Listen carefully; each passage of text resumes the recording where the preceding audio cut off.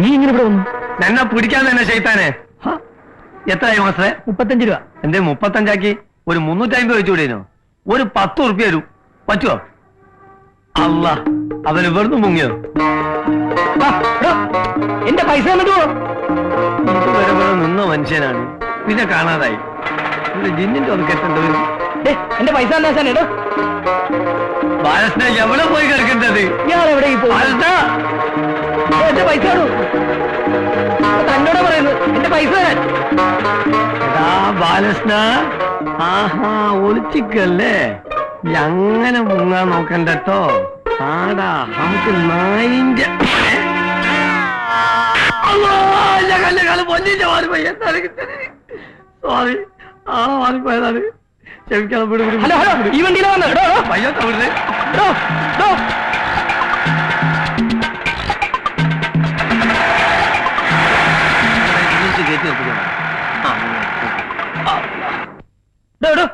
എന്റെ കാശിങ് തന്നെ. ഞാനിത് അവിടെ നിന്ന് ഇവിടെ വരെ പുറകെ വരെയായിരുന്നു. തന്നോട് ആരായിരുന്നു എനിക്ക് എസ്കോർട്ട് വരാൻ? പിന്നെ ഇത് താൻ വന്ന വണ്ടിയല്ലേ? അപ്പൊ ഇതും താൻ വന്ന വണ്ടിയാ? അല്ല, ഇത്തരത്തിൽ എനിക്ക് വരാൻ 2 വണ്ടിയോ? നിങ്ങൾ എന്താണ് പറയുന്നത്? ഇതെന്താ ആട്ടോ സ്റ്റാൻഡാ? എടുത്തു മാറ്റാ വണ്ടി. അതല്ലേ ചോദിക്കുന്നത്? എന്താ ഓട്ടോറിക്ഷ സ്റ്റാൻഡാ? ഒന്ന് പിടിച്ച് മാറ്റുവാൻ ഞാൻ ഇപ്പൊ വരാം. ഒരാളൊന്ന് കാണും. താനത് എവിടെ പോകുന്നു? കണ്ടൂടെ ഇതിന്റെ അകത്തേക്ക്? ആരെ കാണണമെന്ന് പറഞ്ഞാൽ വിളിച്ച് കാണിച്ചു തരാം. എനിക്ക് പടച്ചാമ്പുരാനൊന്ന് കാണണം. ഒന്ന് വിളിച്ച് കാണിച്ചു തരാൻ പറ്റുമോ? ഒന്ന് പോയാക്കി.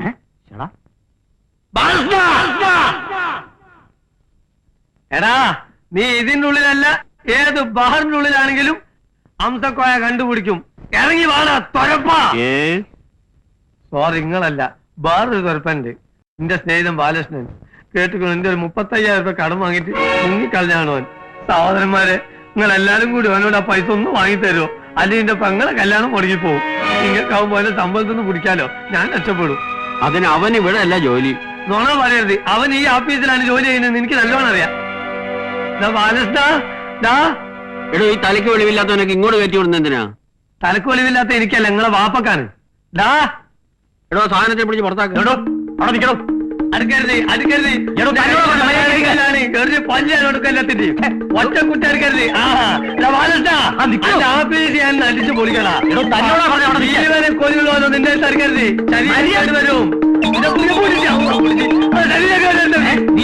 എന്റെ സ്വന്തം ശരീരം കേടത്തില്ല. അത് അവിടെ നെക്കില്ല, അതിൽ തക്കെ നെക്കില്ല. അതാക്കി പഠിച്ചാല് കൗത്ത് പിടിക്കല വല കണ്ടുപോയി. രാധനായ കൊണ്ടുപോകാനാണ് കൊണ്ടുപോകും. അമ്മോ, വിടാ. എന്തൊരു ശല്യമാണ് ഇത്. ആ ബാലകൃഷ്ണൻ കൊണ്ട് ഇവിടെ ഇരിക്കപ്പെടുത്തി എന്നാണ്ടായല്ലോ ഭഗവാന്.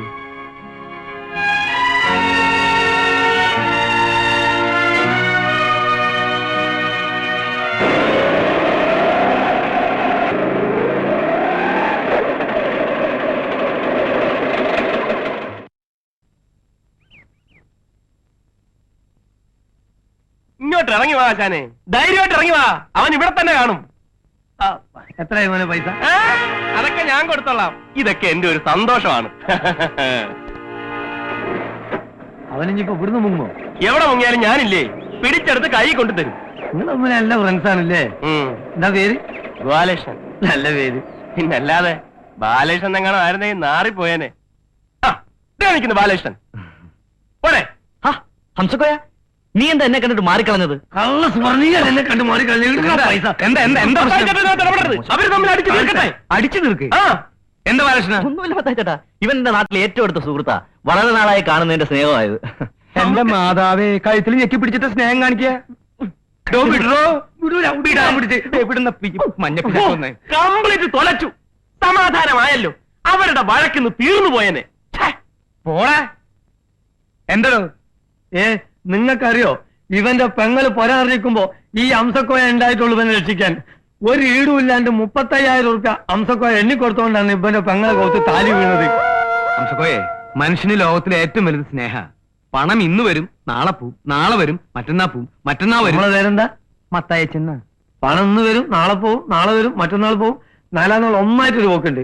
മത്തായച്ചെന്തൊരു പൈസ എന്തേ തരുവാന്ന്? ഒന്ന് പോടോ മാപ്പിളെ. എടാ, ഇനി ഒരാഴ്ചയുള്ളൂ എന്റെ നബീസുന്റെ നിക്കാഹിന്. ഞായറാഴ്ച നിക്കാഹിന് മുമ്പ് കാശ് കൊടുത്തിട്ടില്ലെങ്കിൽ ആ കല്യാണം മുടങ്ങിപ്പോകും. എനിക്ക് തരാനുള്ള പൈസ തരാണ്ടിരിക്കാനല്ല നമുക്ക് നീ ഒളിച്ചോടി പോകുന്നത്. നീ ഇവിടെ ഉണ്ടെന്ന് കേട്ടിട്ട് ഞാൻ നിന്നെ തിരക്കി പോരാൻ നിൽക്കുമ്പോ എന്റെ നബീസ് എന്താ പറഞ്ഞതെന്നറിയോ? ഇക്കാക്ക എന്റെ കല്യാണം മുടങ്ങിയാലും സാരമില്ല, ബാലേട്ടനെ ബുദ്ധിമുട്ടിക്കരുതെന്നാ. അങ്ങനത്തെ ഒരു പെണ്ണിന്റെ കല്യാണം നീ ആയിട്ട് നടക്കാണ്ടിരുന്നാൽ നമുക്ക് നീ 13 ജന്മം ഗുണം പിടിക്കൂല. അംസക്കോയ, നീ എന്താ ഇങ്ങനെയൊക്കെ പറയുന്നേ? നബീസുന്റെ കല്യാണം നിശ്ചയ സമയത്തിന് നടത്തും. നീ വെള്ളിയാഴ്ച വാ, മുഴുവൻ പണവും ഞാൻ തരാം. നിനക്കെന്താ വിശ്വാസമില്ലേ? ഞാനല്ലേ തരാമെന്ന് പറയുന്നത്. അതാണ് എനിക്ക് വിശ്വാസമില്ലാത്തത്. വേണ്ട, മൂപ്പര് പറയട്ടെ. മൂപ്പരല്ല, മത്തായി. ആ മത്തായി മൂപ്പര് പറയട്ടെ. എന്തായി, നിങ്ങൾ തരുമോ? അവരാരും അല്ലല്ലോ, ഞാനല്ലേ നിനക്ക് പണം തരാനുള്ളത്. ദേ, നീ വെള്ളിയാഴ്ച വരുന്നു, പണവുമായി നമ്മൾ പോകുന്നു. നബീസുന്റെ കല്യാണം നമ്മൾ രണ്ടാളും ചേർന്ന് നടത്തുന്നു. എന്താ? അല്ല, ഇത് വല്ലതും നടക്കുവോ? നടക്കും. നീ ഇപ്പൊ പോവാം സാർ. ഞാൻ പോകാം, പക്ഷെ ഞാൻ വീണ്ടും തിരിച്ചു വരും അടുത്ത വെള്ളിയാഴ്ച. ഞാൻ ഒറ്റക്കല്ല, എന്റെ കൂടെ 10-15 ആളും ഉണ്ടാവും. അവരെ കൊണ്ട് നിന്നെ തല്ലിക്കാനോ നിന്നോട് കാശ് വാങ്ങിക്കാനോ അല്ല ബാലകൃഷ്ണ. നീ തരാനുള്ള കാശ് തന്നിട്ടില്ലെങ്കിലും നിന്നെ ഒന്നും ചെയ്യില്ല. പക്ഷെ എന്റെ നബീസുവിന്റെ കല്യാണം നടന്നിട്ടില്ലെങ്കിൽ ഞാൻ ഇവിടെ കിടന്ന് മയ്യത്താവും. ആ മയ്യത്തെടുക്കാനാണ് ഞാൻ ഈ ആളുകളെ കൂട്ടിക്കൊണ്ടുവരുന്നത്.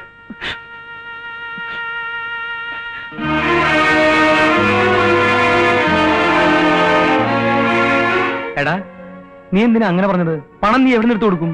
പണം കിട്ടും മത്തായിച്ചേട്ടാ. എവിടെ നിന്ന് കിട്ടുമെന്നേ. എന്തെത്ര ഉറപ്പ്?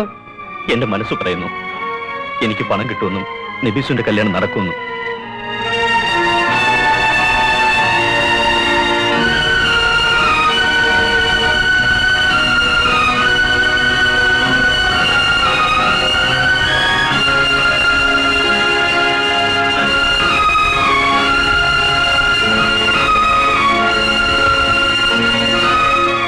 അവനോട് വേണമെങ്കിൽ ഒന്ന് കഞ്ഞി കുടിക്കാൻ പറ. ബാക്കിയുള്ളവർ കിടന്ന് ഉറങ്ങണം. എന്താ, നീ കഞ്ഞി കുടിക്കണില്ലേ? നിനക്കെന്താ വിഷമം? ഒന്നുമില്ല, നബീസുന്റെ കാര്യം ആലോചിക്കായിരുന്നു. എന്റെ ഈ കൈകളിൽ കിടന്ന് വളർന്നവളാ അവള്, എന്റെ മറ്റൊരു പെങ്ങള്. ഇന്നവള് കല്യാണ പെണ്ണായി. ആ കല്യാണം നടക്കണം മത്തായിച്ചേട്ടാ. എങ്ങനെയും ഞാനത് നടത്തും. ഒരു നിവൃത്തിയില്ലെങ്കിൽ ഞാൻ ഒരു മാർഗം കണ്ടിട്ടുണ്ട്. എടാ ബാലകൃഷ്ണ, സത്യം പറ, നീ വല്ല ബാങ്ക് കുത്തിപ്പിടിക്കാൻ പ്ലാൻ ഇട്ടിരിക്കുക? അതൊന്നും വേണ്ടി വരില്ല, പണം കിട്ടും. പക്ഷേ ഞാൻ എന്തിനു വേണ്ടിയാണോ ഈ നഗരത്തിലേക്ക് വന്നത്, എന്ത് നേടാനാണോ ഇത്ര നാളും അലഞ്ഞത്, ആ ജോലി എനിക്ക് നഷ്ടമാവും.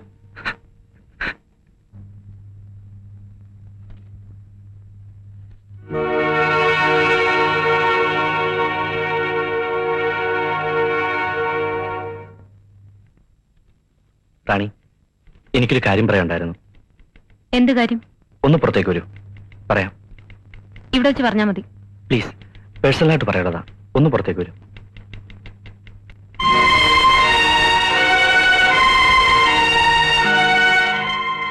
എന്താ? റാണി അന്നൊരു ദിവസം എന്നോട് പറഞ്ഞില്ലേ 50,000 രൂപ കൊണ്ട് തന്ന ജോലിയിൽ നിന്ന് മാറി തരാമെന്ന്? കാര്യമായിട്ട് പറഞ്ഞാണോ അത്? മനസ്സുണ്ടായിട്ടൊന്നുമല്ല, നിങ്ങളുടെ വാശി കണ്ടപ്പോ ചെറിയൊരു ഇഷ്ടം തോന്നിയപ്പോ ഒന്ന് തോറ്റു തരാമെന്ന് കരുതിയെന്നേ ഉള്ളൂ. 50,000 പോയിട്ട് 50 പൈസയുടെ നിലയും വിലയില്ല തുരുത്തനാ ഞാൻ. കടം കൂടിയപ്പോഴാ നാട് വിട്ടത് തന്നെ. ഒരു ജോലി കയ്യിലുണ്ടെങ്കിൽ കടക്കാരെയൊക്കെ ഒന്ന് പറഞ്ഞു നിർത്താലോ. അതിനാ ഒരു ജോലി എളുപ്പം കിട്ടാൻ വേണ്ടി ഈ ബഹളമൊക്കെ ഉണ്ടാക്കിയത്. ബഹളം ഉണ്ടാക്കാനല്ലാതെ മറ്റൊന്നും എനിക്കറിയില്ല, അതിനുള്ള കഴിവുമില്ല. ജോലി റാണി തന്നെ എടുത്തോളൂ. ആർക്കെങ്കിലും മറിച്ചു കൊടുക്കാനാണെങ്കിൽ റാണിക്ക് അതിന് സാമർഥ്യമുണ്ടല്ലോ.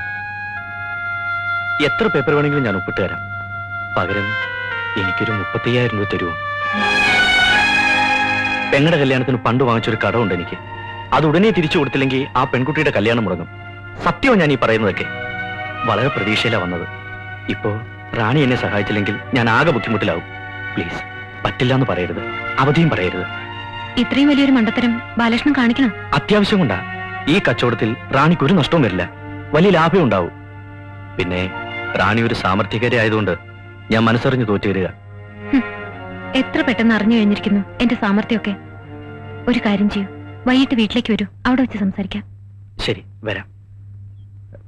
റാണി, വീട് എവിടെയാന്ന് പറഞ്ഞില്ലല്ലോ? മറിയ ഹോസ്പിറ്റലിന് തെക്ക് ഭാഗത്ത് 4ാമത്തെ വീട്. താങ്ക്സ്.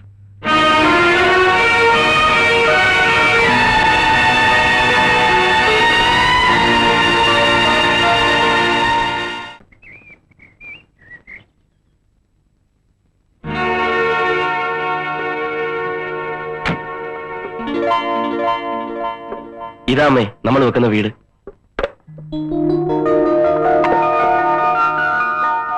ഇത്രയും വലുതോ? ഏതായാലും വെക്കല്ലേ അമ്മേ, ഇത്തിരി വലുത് തന്നെ ആയിക്കോട്ടെ. ജീവിതത്തിൽ ഒരിക്കലല്ലേ പറ്റൂ. നമ്മൾ നടന്നാട്ടെ. അണ്ണാ, പെട്രോൾ പെട്രോൾ ഒഴിക്കാടെ കിടന്ന് ചാവാ. സാറ് കൽക്കട്ട എപ്പോഴെത്തി? ഇന്ന് രാവിലത്തെ ഫ്ലൈറ്റിലെത്തി. നേരെ അമ്മയും കൊണ്ട് ഇങ്ങോട്ട് പോകുന്നു. ഞാനിവിടുത്തെ മേസ്ത്രിയാ. അമ്മയെ പറ്റി സാർ എപ്പോഴും എന്നോട് പറയാറുണ്ട്. ഇന്നലെ വൈകിട്ട് കൂടി പറഞ്ഞു. അതെങ്ങനെ? താനും കൽക്കട്ടയിലാണോ താമസിക്കുന്നത്? അതെ, ഞാൻ കൽക്കട്ടയിൽ നിന്ന് ഫോൺ ചെയ്തിരുന്നു. വീടിന്റെ പണി എളുപ്പം തീർക്കണം, അമ്മയ്ക്ക് ഒന്ന് കാണാനുള്ളതാണ്. അതാ അല്ലേ? അതെ. അമ്മ ഇങ്ങോട്ട് നടന്നാട്ടെ. എടോ, താൻ ഓവറാക്ട് ചെയ്ത് ചളവാക്കും അല്ലേ? പൊന്നപ്പാ, എന്താണ്? ഇയാൾക്ക് എന്താന്ന് വെച്ചാ കൊടുത്ത് തൊലക്കി. എവിടുന്ന്? നീ കൊറേ ഞാൻ അഡ്ജസ്റ്റ് ചെയ്യാം. അണ്ണാ പെട്രോള്. എടാ ഒഴിക്കാടാ പഞ്ഞങ്ങള്. അല്ല പക്ഷേ അതാരാ? അവന്റെ അമ്മയാണോ? അമ്മ തന്നെയാണോന്ന് എനിക്കും സംശയമുണ്ട്. അല്ല അച്ഛൻ. ഇയാളും ചുമ്മാ ഇടൂ. താനെന്തിനാ എന്നോട് ചൂടാവുന്നത്?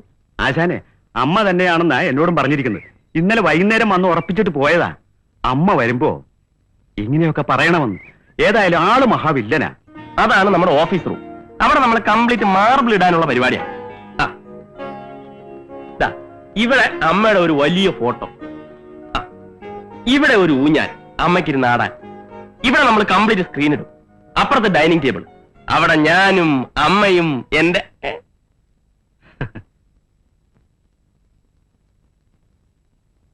എടാ ഗോലകൃഷ്ണൻ, നീ കൽക്കട്ടയിൽ പോന്നു? നിനക്കെന്നെ മനസ്സിലായില്ലേ? ഞാനാ ബാലകൃഷ്ണൻ. ആരാ മോനെ അത്? ഞാൻ പറയാം. ഇവൻ എന്നെ ശരിക്കും അറിയാം. ഇപ്പൊ അറിയാത്തോട് നടിക്കുക. ഞങ്ങൾ തമ്മി ആദ്യമാദ്യമായി കാണുന്നത് തന്നെ റോഡിൽ വെച്ചാ. പോക്കറ്റടിക്കാരൻ എന്നാ വിചാരിച്ചത്. പോക്കറ്റടിക്കാരനോ? ബാലേഷ ഒന്നും വന്നേ. എടാ, നിന്റെ കംപ്ലീറ്റ് കാര്യങ്ങൾ അമ്മ അറിയട്ടാ. എനിക്ക് അമ്മയുടെ എല്ലാം പറയണം. നീ കൈവിട്ടെ. ഇവൻ എന്നെ സഹായിച്ചതിന് കൈയും കണക്കുമില്ല. 6 കൊല്ലം ഞാൻ കഷ്ടപ്പെട്ടിട്ടും കിട്ടായിരുന്ന ജോലിയാ ഈസിയായിട്ട് ശരിപ്പെടുത്തി കൈ തന്നത്. എന്തിനമ്മ അധികം പറയുന്നത്? ഇവന്റെ ഈ കൈ കൊണ്ടല്ലേ ഞാനും ആ മത്തായിച്ചേട്ടനും 3 പേരും കഞ്ഞി കുടിച്ചു കഴിയുന്നത്. ഇവൻ ഇല്ലെങ്കിൽ ഞങ്ങളുടെ അടുപ്പിൽ നിന്ന് തീ പുകയില്ല. നീ രാത്രി കഞ്ഞിക്കുമ്പോ എത്തുവോ? എവിടെ എത്തുമെന്നു? അതെ, കൽക്കട്ടയില്. ഞാൻ ഈ അടുത്ത ഫ്ലൈറ്റിന് തിരിച്ചു എന്നിട്ട് വേണം കഞ്ഞി വെക്കാൻ. കൽക്കട്ടയിൽ നീ കഞ്ഞിയാണോ കുടിക്കുന്നത്? അതെ അമ്മേ, എനിക്ക് ചപ്പാത്തി പിടിക്കത്തില്ല. അതുകൊണ്ട് ഞാൻ തന്നെ വെക്കും. 3 നേരം കഞ്ഞിയാ. 3 നേരമല്ല, ഇവൻ ഫുൾ ടൈം കഞ്ഞിയാ. ബാലേഷ പ്ലീസ്. നീ എന്തിനാ വരളുന്നത്? നീ എനിക്ക് ചെയ്ത ഉപകാരങ്ങൾക്ക് ഞാൻ എന്തെങ്കിലും തിരിച്ചു എന്ന് വിചാരിച്ച? നമ്മളൊക്കെ എന്തെങ്കിലും ചെയ്താൽ വല്ലതും ആവുമോ? ഇതിനൊക്കെ ദൈവം കൊടുക്കണം അല്ലേ അമ്മേ? അതെ മോനെ, എന്റെ മോന്റെ പ്രവൃത്തികൾക്കെല്ലാം ദൈവം അറിഞ്ഞു കൊടുക്കും. മതി, എനിക്കത് മതി. അമ്മ കൂടി അതിനു വേണ്ടി ഒന്ന് പ്രാർത്ഥിച്ചാ മതി. ഒരു 100 രൂപ. എന്തിനാ? നിന്റെ പേരിലാ വഴിപാട് കഴിക്കാനാ. കൊടുക്കും മോനെ. ഏത് വഴിപാട്? നീ മറന്നുപോയോ? അന്ന് ആ വെള്ള പേപ്പറിൽ ഒപ്പിട്ട് കൊടുത്ത ആ ഗണപതിക്ക്. ഇവനിങ്ങനെ എല്ലാം മറക്കും. സ്ഥിരം സ്വഭാവം. അമ്മേ, ഞങ്ങൾ പോരാ. ഡേ നീ വന്നേ. നിന്നെ ഇപ്പൊ എനിക്ക് വേണമെങ്കിൽ ഒടിച്ചു നുറുക്കി കൈ തരാം. പക്ഷെ ഞാനത് ചെയ്യുന്നില്ല. നിന്നോടൊക്കെ പ്രതികാരം ചീട്ടി ഈ ബാലകൃഷ്ണൻ ഒന്നും നേടാലടാ. വയ്ക്കോ, വച്ചോടാ. ഒന്ന് നിന്നേ. ഒരു കാര്യം കൂടെ ചോദിച്ചോട്ടെ. ആ സ്ത്രീ അത് നിന്റെ അമ്മ തന്നെ ആണോടാ പട്ടി?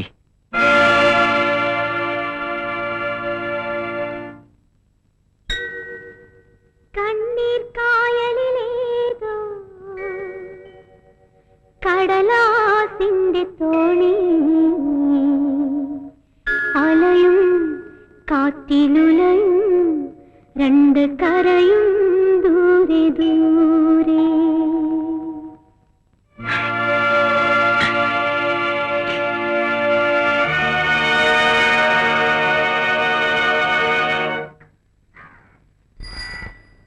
ഹലോ, ഒന്ന് നിൽക്കണേ. ഇവിടെ ഈ ഹിന്ദുസ്ഥാൻ കെമിക്കൽസിൽ ഈയിടെ ജോലി കിട്ടിയ റാണി എന്ന് പറഞ്ഞൊരു കുട്ടിയല്ലേ? ആ തീപിടുത്തത്തിൽ മരിച്ച ശിവശങ്കര പണിക്കരുടെ മോളല്ലേ? അതെ. എന്താ കാര്യം? അതിന്റെ വീട് എവിടെയാ? അകത്തേക്ക് കയറി ആദ്യത്തെ വീട്. താങ്ക്സ്.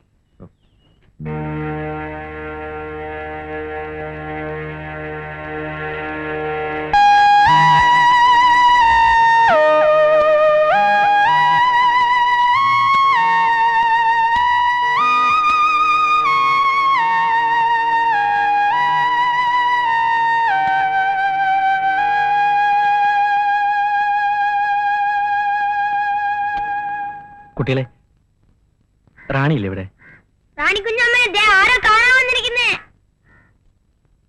അല്ല ബാലകൃഷ്ണോ, ഇത്ര നേരത്തെ എത്തുന്ന പ്രതീക്ഷിച്ചില്ല.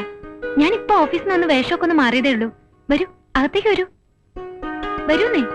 ഇതാണോ റാണിയുടെ വീട്? തീരെ പ്രതീക്ഷിച്ചില്ലല്ലേ? വരൂ.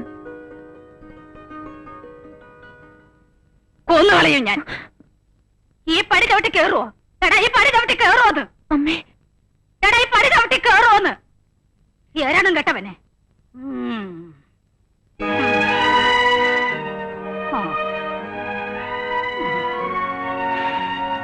വരൂ.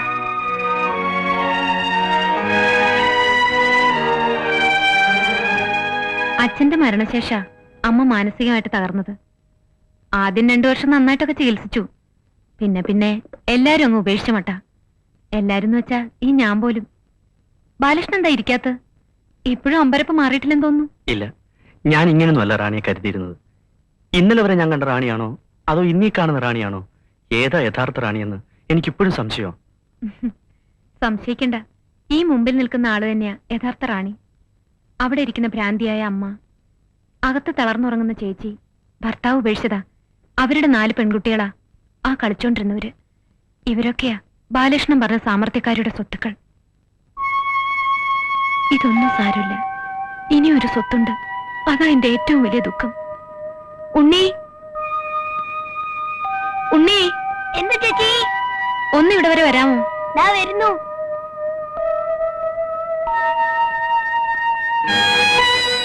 എന്താ ചേച്ചി? ഇവിടെ ഒരാൾക്ക് നിന്നെ കാണണമെന്ന്. ആരാ ചേച്ചി? നിനക്ക് കാണാമോ? എന്തോ പോലെ, ഒരു മിന്നായം പോലെ.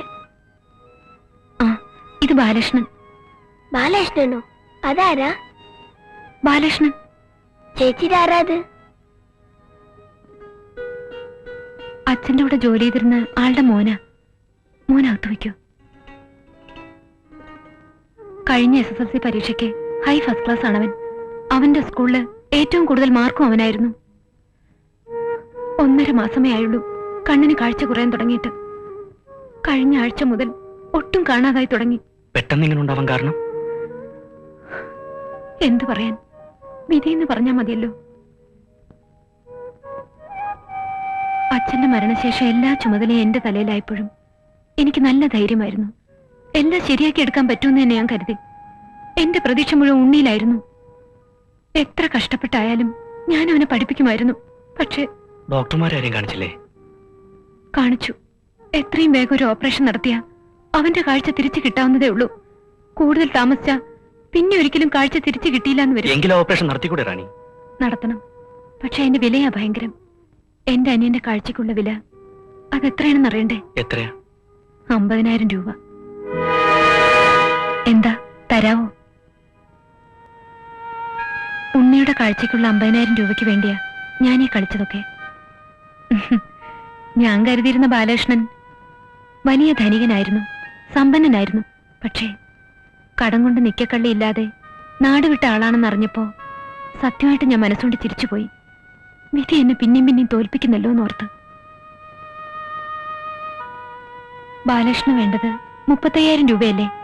35 രൂപ പോലും എന്റെ കയ്യിലില്ല. ഇതൊക്കെ ഓഫീസിൽ വെച്ച് എങ്ങനെ ബോധിപ്പിക്കാന്ന് അറിയാഞ്ഞിട്ടാ ഇവിടെ വരാൻ പറഞ്ഞത്.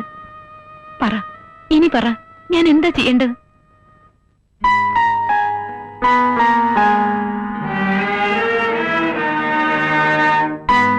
എനിക്ക് ചെയ്യാവുന്നത് ഇതേ ഉള്ളൂ. എന്റെ രാജിക്കത്തായത്. അവകാശപ്പെട്ട ജോലി ബാലകൃഷ്ണൻ തന്നെ ഇരിക്കട്ടെ. അവിടെ ഇരുന്ന് എങ്ങനെയെങ്കിലും ബാലകൃഷ്ണന്റെ കാര്യം സാധിച്ചെടുക്കാൻ നോക്ക്.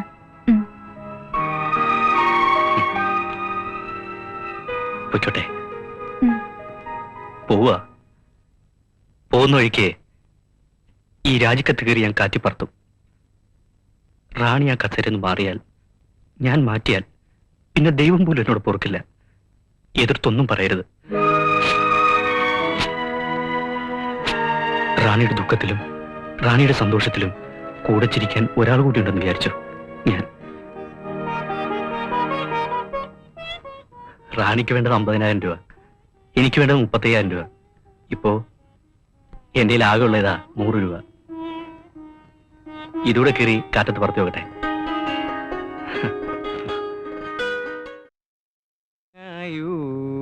പാദ പങ്കജത്തിൽ ഞങ്ങളെ വച്ചിരുന്നോരേ ഇതാ കുമ്പിടുന്നു. മത്തായി ചേട്ടാ, ചെകുത്താന്മാർ ഞങ്ങളെ കാത്തിടുകിൽ ചത്താലും ഗോപാലകൃഷ്ണ ഒന്ന് ചെന്ന് നോക്കി, അവനെ ലേലം വിളിച്ചു വെക്കാനാ പോണേ. ആ ദുഷ്ടർ ഞങ്ങളെ മത്തായി, അവൻ ലേലം ഉറപ്പിച്ചെന്നാ തോന്നണേ.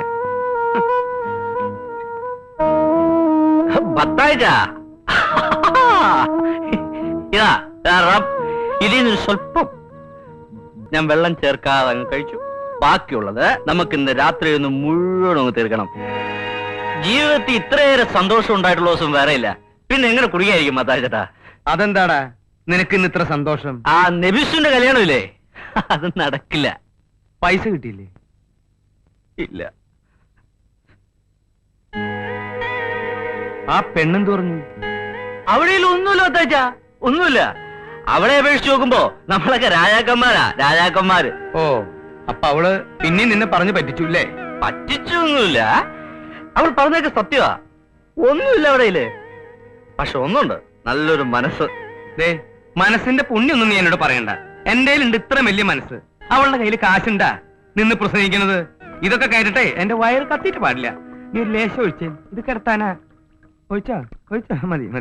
ആ, വെള്ളം ചേർക്കണ്ടട്ടാ. എന്താണ്, എനിക്ക് വെള്ളം ഇഷ്ടല്ല. അത് കുടിക്കുന്നതിന് മുമ്പ് ഒരു കാര്യം കൂടി എനിക്ക് പറയാനുണ്ട്. എന്താ?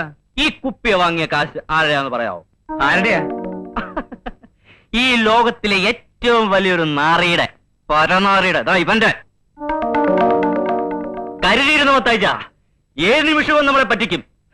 പെറ്റ തള്ളയെ കണ്ണീച്ചോറയില്ലാതെ പറ്റിക്കുന്ന നാറിയായിവൻ. ഗോപാലകൃഷ്ണൻ, ഇതൊക്കെ നേരാണ്? പറഞ്ഞുകൊടാ, ഞാൻ കണ്ടാക്കെ പറഞ്ഞുകൂടെ.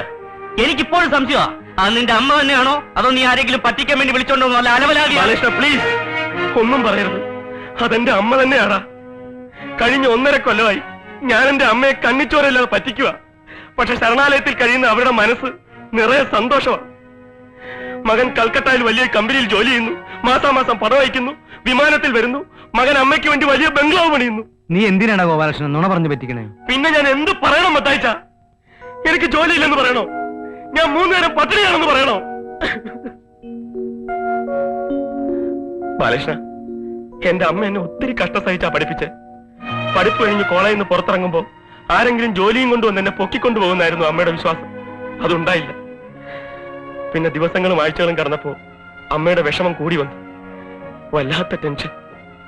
അത് പിന്നെയും കൂടിയാൽ എനിക്ക് എന്റെ അമ്മ നഷ്ടപ്പെടുമെന്ന് മനസ്സിലായപ്പോ തീരെ നിവൃത്തിയില്ലാത്തോണ്ടാ ഞാൻ എന്റെ അമ്മയെ പറ്റിച്ചത്.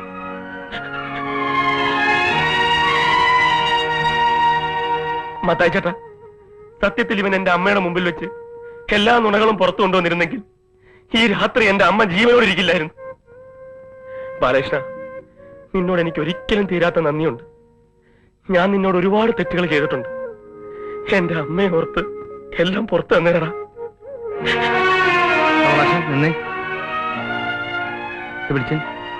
നിനക്ക് അവളുടെ പണക്കൊന്നുമില്ലല്ലോ? ഇല്ല. കൊടുത്ത് കോലശ, എന്തിനാ മത്തായി ചേട്ടാ? വാങ്ങിച്ചു. എനിക്ക് വേണ്ട. ഇത് വാങ്ങിക്കാൻ. ഗോപാലകൃഷ്ണ, നിനക്ക് ഒരുപാട് ദുഃഖമുണ്ട്. ഇവനും ഉണ്ട് ഒരുപാട് ദുഃഖം. എനിക്കുണ്ട് ഒരു കൊച്ചു ദുഃഖം. ആ കട്ടപ്പുറത്തിരിക്കുന്ന ബസ്സില്ലേ, അതിറങ്ങട്ടെ, നിന്റെ ശരിയാവും, ഇവന്റെയും ശരിയാവും, ഒക്കെ ശരിയാവും. എന്റെ വിശ്വാസ. ഇന്ന് രാത്രി നമുക്കൊന്ന് ആഘോഷിക്കണ്ടേ? ഒഴിച്ചിട്ട് വാ. ചെല്ലേ. ആ, കുടിച്ചില്ലേ? കുടിക്കാൻ. കുടിക്കടാ.